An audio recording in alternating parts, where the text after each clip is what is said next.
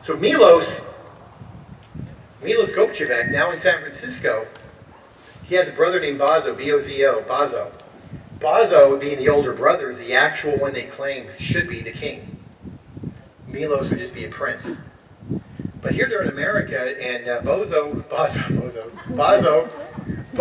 is somewhat successful in business, where Milos, the best he can get is a cable car gripman. A cable car much like this. How appropriate. He was put on the Sacramento Street line. And guess who lived on Sacramento Street? Guess who won a house in a poker game on Sacramento Street? It was Harry's grandfather. And it stayed in the family. Now Harry's in the house, and here comes this cable car. Not this particular, maybe this particular one, who knows? And the guy, the gripman's on it, is Milos Gorbachev, who tells people stories about his royal lineage. And most people think he's crazy, of course. A cable car gripman who's royalty, yeah, right. So she gets on the cable car one day, and she meets this guy. And because she likes slipping off into fantasy world, she starts talking to him. He starts talking about all these things I just mentioned. That his great-great-grandparents this, and royalty, and usurper, and all these other things. And she is in her world. Wow. Tell me more. This is fascinating. Are you for real? And one thing leads to another. They become close friends. They start doing things together. And because Eliza Pritchard was very close to Harry, the three of them would often go out. And some people actually thought Milos was interested more in Eliza, and Eliza more interested in Milos. They thought Harry was more of a tomboy, just kind of having a good time. She doesn't really like guys. So everybody that saw them together thought she was the third wheel. So this is going on, and all of a sudden, Harry decides to bring Milos up to Lake County. You got to see Konatati. You got to see Lake County. Brings him up here, and a day later, she brings him to Lakeport, to the old courthouse. It's still there on Main Street. Makes an appointment to see the Judge Sayer, and they get married. No one knew. No one had any idea. They come home and they're married. It's like it's a shock. All the gossip papers, everything, like cable car gripman hits it big. Harry Floyd marries cable car gripman, and everybody's like, really? Wow. And rumors start flying right away as to what's really going on. What's the real story here? She could marry anybody in the world. We all thought she was kind of a tomboy. Where did this come from? A cable car gripman? A guy who claims he's royalty? Give me a break. Something smells fishy. Well, it starts smelling fishy even more, because within 3 months, Harry was dead, 30 years old. February 10th, 1903. And not that long afterwards, Milos has a paper that says, guess what? She died, but before she died, she made out her will. And she gave most everything to me. She signed it, and it's all mine. So now it's really starting to sound fishy. Where did this guy come? How did they fall in love? How did they get married? How'd she die so quick at age 30? It's kind of convenient he's got this document he calls a will. So what's up with that? She died on the 10th. The world found out on the 11th, and she was buried on the 12th. And the big twist was that it was discovered during this interim period that she was pregnant. So she's pregnant with presumably Milos' son or daughter, which was another major twist in this whole story. So right away the family thinks something's up. And they right away think maybe he killed her. But back then they don't have a lot of the ways to determine things easily, and he controlled things. He had her buried real quick, so there's real no opportunity to really find out. It was all speculative. The DA at the time basically said, it's possible, but we're not going to press charges or anything. There's no evidence of it. He died. There was a doctor that checked her, and he said that it was something called ineation that she died of. Ineation is a condition, somebody who dies from lack of water, lack of food, lack of vitality, just wasted away basically. So apparently something was happening. It wasn't like an aneurysm and boom. It was like a period of time that led to this death. But because they were kind of supposedly in their honeymoon state, kind of reclused in the mansion, no one had seen her for a long time. So no one saw this happening. They just heard one day that she's dead. So it's kind of the world in shock. The family, of course, of primarily Richard Floyd, they get wind of this after the fact, and they just think something's horrible out there. They're thinking, this guy, he was a, not a gravedigger, but a guy who's after her money, and then he did something to kill her, and now he's got this will, and she was a little goofy, and she wasn't of sound mind, but they weren't going to press charges, not enough evidence. So what they did, they challenged this in court. They said, because you have to be of sound mind for your will to be valid, we're going to prove in court that she wasn't of sound mind. Because they had lots of witnesses that says, yeah, we met Harry. Harry's a little cuckoo. One time she's Queen Elizabeth. Another time she's a Three Musketeer. Another time she's cuckoo. And it should be that way for days. And based on that, when she signed a document, it can't be valid. So Judge Sayer heard that case too. And he heard all the evidence. And the closest people to her all testified that she knew what she was doing. It was completely all cool. She could go in and out anytime she wanted. It was just one of her things. She was perfectly sane. And the judge had to look at the evidence, and he ruled the will is valid. She was of sound mind. Mr. Milo Skopjevic gets it all. Eliza Pritchard got the house in on Sacramento Street.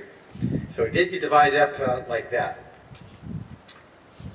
The way the will was set up, when Cora died, it left everything to Harry, but sort of like in a trust. But, as time went on, she got more and more of the estate. And then the estate said that her children would get it. And if she had no children, whoever she wanted it to go to, she could decide. But if she had kids, it must go to the kids. So what's the real story? To this day, there's people in Lake County that say it's murder. That he had access, he had motive. What was the motive? Well, one motive is just to knock somebody out for the money. But he had an immediate motive. Because what was going back on in Serbia? So this is all 1904, right? 1904 that she dies, February. 7 months earlier, 7 or 8 months earlier, back in June, in Serbia, this new dynasty that now had been in place just about 60 years has a guy named Alexander, King Alexander of Serbia. And the people don't like him, the army doesn't like him, and things are kind of going sideways. There's Serbians who are pro-Russian, there's Serbians pro-Austrian. There's another dynasty that had a shot at being king, and they wanted in. Very confused and very volatile. Well, this was a young king. He's only like, I think, 30 or something. He had a wife who's a little older. She was like 40-something. One night in the royal palace, the army broke in. Army officers got together. They conspired to kill him. They broke in, turned the electricity off, broke in, got to his room. The king and queen were hiding behind a wall. They found him, drug him out, shot him, threw him into the garden after mutilating their bodies, and the dynasty was done. It left a power vacuum. What an opportunity for those supporting the old dynasty of Dushan to come in. And who was that? The Gopcheviks. All of a sudden now, if the Gopcheviks could get their hands on some resources, if they could get their hands on some money, they could now go fund their people back in Serbia and take the royal crown that they thought was rightfully theirs. They were the true inheritors of the crown, in their opinion. That was happening in Serbia when this was happening in San Francisco. So they had just not greed, they had this whole hundreds of years of Serbian history and responsibility and duty in their mind that had to be fulfilled. And here was an opportunity to get the money to put this on. So it was definitely, there was a reason, there was, he could benefit greatly, more so than normal, by this happening. Why would he have to do it then? Because there was a lot of talk still. There was a lot of the marriage and all that was so fresh. There was still a lot of gossip and doubt. Why not wait a year? Good question. Why did it happen then? Well, let's look at this. Let's look at the facts, and you guys conclude on your own whether it was murder or natural causes. Both Harry and Eliza were flirting with Milos when all this happened. Milos apparently preferred Eliza, and some say they actually had a romantic relationship going. Kept it from Harry. But a lot of people thought if Harry knew, who cares? Because Harry doesn't care because she's a tomboy. When Alexander, the king of Serbia, was killed, the theory could be that Milos and Bazo and the Serbian people here, in concert with the Serbian people back there, who would be interested in bringing back the old dynasty, concocted a plot to get the money from Harry, kill her and control the fortune and fund what was going on in Serbia. He enlisted Eliza in the plot, promising to marry Eliza after the dust had blown over, but his real intent was to get control of the fortune to use to reestablish the Dusan dynasty. The plan was to wait a year or more to let the dust settle some before slowly poisoning Harry with arsenic. Very commonly used back then, hard to trace. It could be, ultimate death would often be attributed to other causes, like initiation. Discovery of Harry's pregnancy sped up the process, because remember what the will said. If she has a child, it all goes to who? Goes to the child. If there is no child, she gets to choose anybody she wants. In this case, it was Milos. He had to act quickly. He could not wait that year to let the dust settle. It had to happen. If the baby comes out even prematurely and lives, his dream is over. So, what was the common way of a political assassination at the time? Poisoning by arsenic. Sometimes in massive doses, sometimes in slow doses.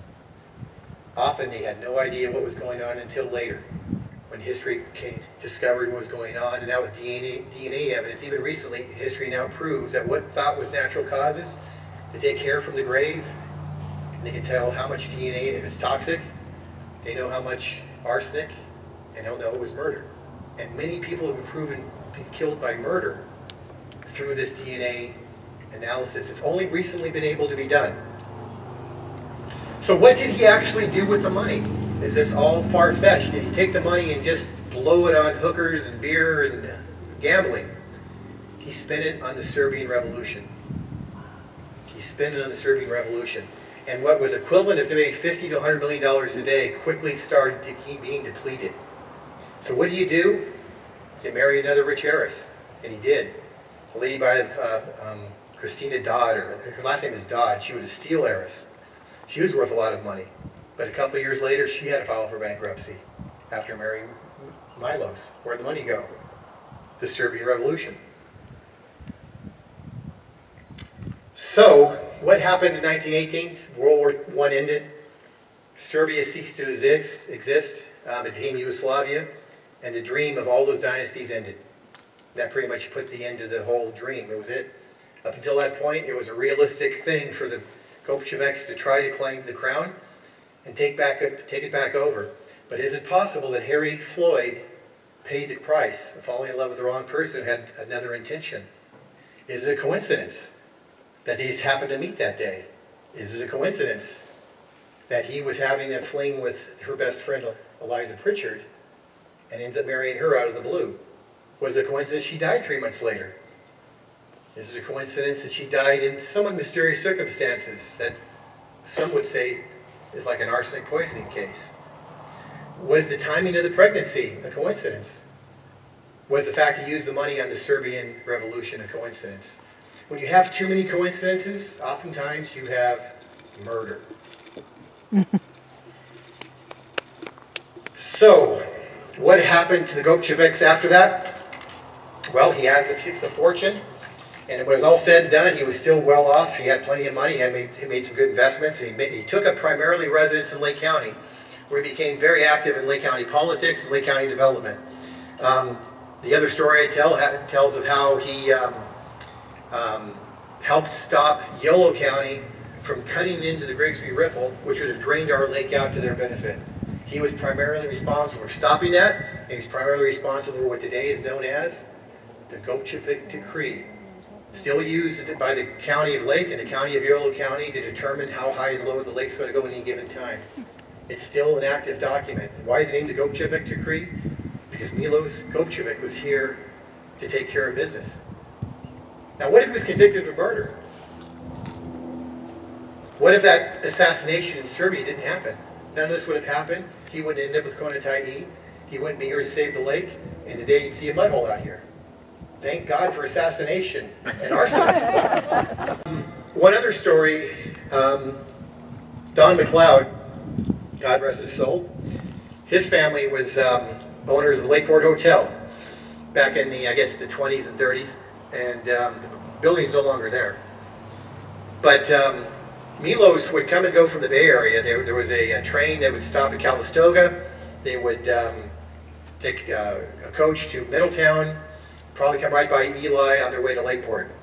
There he would stay at the Lakeport Hotel, have dinner, and the next day take his boat across to Konatai where he lived. So it was a common thing for Milos to come. And because he still thought he was royalty, and they kind of treated him like royalty, there was a spot in that hotel he always had to eat at. It was whatever, the corner, that was his corner. And when they knew who he was coming, they would put reserved, because Milos Gotchevic was coming. One time he came unannounced, and there was another family that came, and because he wasn't coming, they gave the table to this other family. And walks Milos. I like my table. I'm sorry we didn't know you were coming. This family was already here. We'll give you this table, very nice table. I want my table. And it became a pissing match. They weren't going to force these people off their table. Milos got every other table in the building. Don't make these people leave. They were here first. You should have called us. You should have texted us. What's your email? It got into an argument. Mr. McLeod came down and got in his face, and Milos made the mistake of saying, "That's what's wrong with you small-minded Americans." And Mr. McLeod threw him out. And the waitresses there forevermore bemoaned the fact that he was gone, because he would always tip them with a $10 bill, which today's like tipping a girl with a $100 bill. So can you imagine? Every time they came, I'll take him. No, you take him. No, you took him last time. That's a story that has been told many times. The mansion itself, he kept it. He died in 1951. His second wife died in 1961. His nephew inherited it and sold it to a developer named Alston. And the house, the bones were pretty good, but it just was falling apart and vandalized, so they tore it apart and made the subdivision that's there today. And part of the conditions were that many of the trees and plants that they planted are preserved.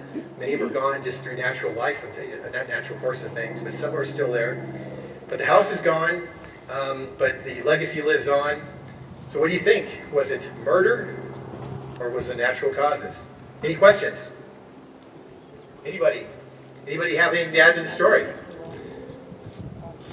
If you believe what I just told you, now, most all of that is very true. I took some artistic license here and there, but basically the characters, the chronology, and the key facts are all true. It is something to look at. Thank you all for inviting me. Thanks for coming out today.